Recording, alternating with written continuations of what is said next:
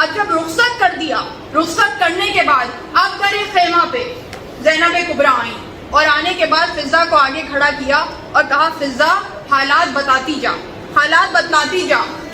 فضہ بتاتی گئیں کہ اب بچوں نے رجز پڑھا، رجز پڑھا، رجز پڑھنے کے بعد اب بچوں نے حملہ کیا، زینب کبریٰ دروازے پہ موجود رہی۔ رجز پڑھنے کے بعد حملہ کیا اور حملہ کرنے کے بعد اب تہہ تیغ کرتے جاتے ہیں دشمنوں کو، حملہ کرتے جاتے ہیں، زینب کبریٰ موجود رہی اور اس کے بعد اب دشمنوں نے چاروں طرف سے بچوں کو گھیر لیا، زینب کبریٰ موجود رہی۔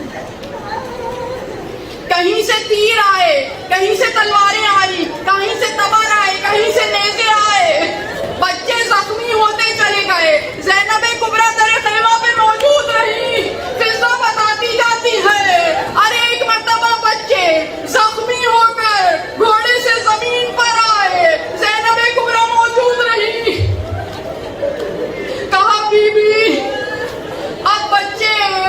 زخموں سے چور ہیں، ایڑیاں رگڑ رہے ہیں کربلا کی سرزمین پر، زینب کبریٰ موجود رہی۔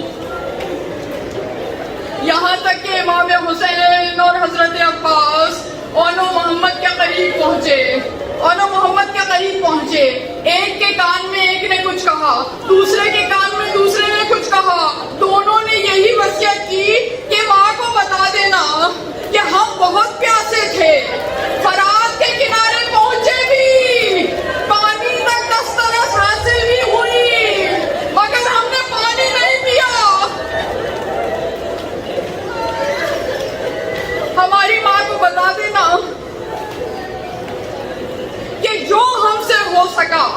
جو ہم سے بن پڑا، جو ہماری استطاعت تھی، جتنی ہماری طاقت تھی اتنی ہم نے جنگ کی۔ بس یہ کہتے کہتے بچوں نے دم توڑ دیا، بچوں نے دم توڑ دیا۔ اب ایک کا لاشا حسین نے اٹھایا، ایک کا لاشا عباس نے اٹھایا، دونوں لاشیں خیام حسینی میں آئے۔ صبح سے شام تک، صبح سے اس وقت تک، شام کا وقت قریب ہے اس لیے کہ امام حسین کی شہادت قریب ہے، اس سے چند گھنٹوں پہلے ہی اونو محمد کی شہادت ہوئی ہے۔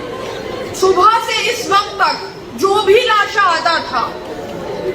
تمام بیویاں سر و سینہ پیٹتی ہوئی لاشوں پہ آتی تھیں، سب سے آگے آگے مادر اونو محمد ہوتی تھی، سب سے آگے آگے زینب کبریٰ ہوتی تھی، اور اب جو اونو محمد کے لاشیں آئے